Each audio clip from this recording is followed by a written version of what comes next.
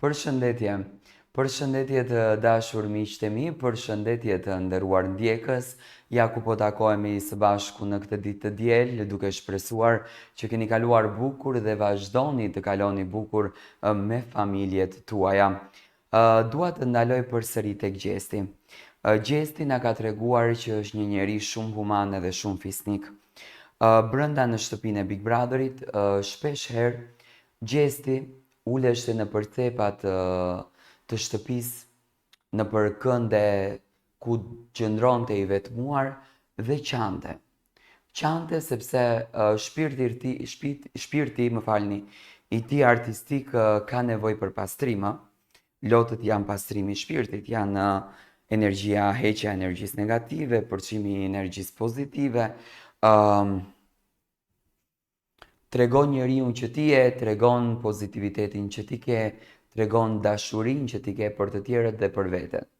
Ajo që unë në fakt njoha më shumë tek Gjesti nga një djalë i cili ka vuajtur shumë, jeta e ka goditur tepër, nuk ka patur një fëmijëri të lumtur, është dashur që në ditët kur shokët e tij kanë dalur nëpër rrugët e fshatit, ai të merrte jetën e vet në krah edhe të punonte për të siguruar bukë për familjen e tij. Por ajo që ai thonte shpesh herë në Big Brother gjatë kohës kur bisedonte me banorët, gjatë kohës kur kishte ndonjë debat, ajo që në fakt banorët e lëndonin Gjestin, kur Gjesti nuk dëshironte të del nga kornizat e lojës, sepse Gjesti nuk ka prekur kurrë në familje, nga që familjen e quante gjën e shenjtë dhe ashtu është realisht.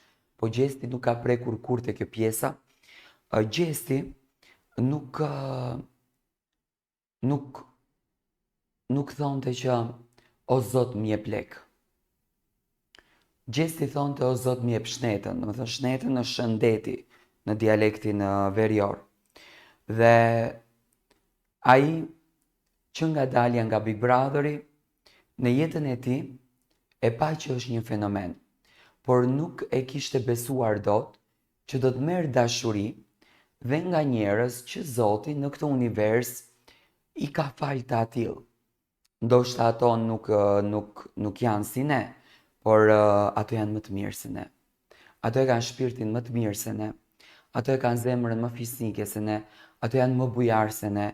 Ato janë më inteligjentë se ne. Dhe ato, më besoni, dhurojnë dashuri të vërtet, dhurojnë dashuri të sinqertë, dhurojnë vërtetësinë. Dhe kjo është një moment që unë dua ta shikoni tani, ju lutem, më ky bravo. Ky është një moment ku Gjesti takon një person që duket se është me sindromën Down dhe i bën një dhuratë. I bën një dhuratë, një byzilik në dorën e tij. E sa bukur është të gëzosh një fëmijë, edhe sidomos njerëzit e tillë. Unë kam patur fatin të njoh njerëz me sindromën Down. Më besoni që këto kanë një dashuri të pashtershme.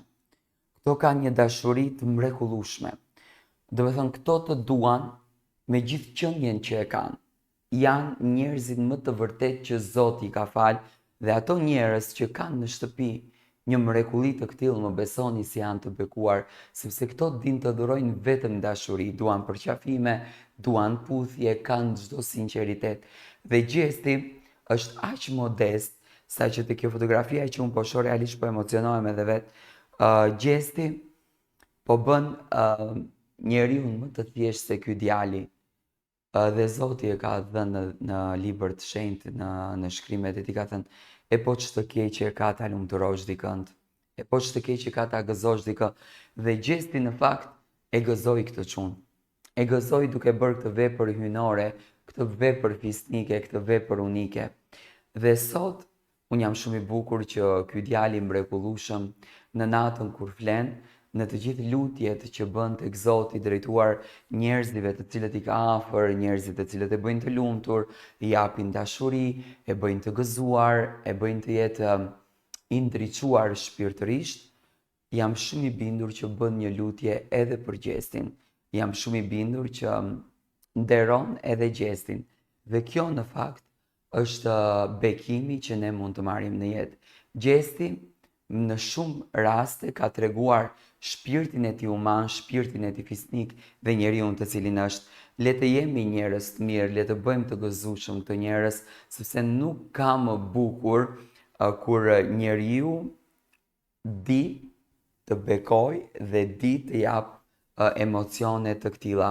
Gjesti është i mrekullueshëm, është fantastik dhe më besoni, ka bërë një vepër unike. Më thoni si e komentoni ju natyrën e gjestit.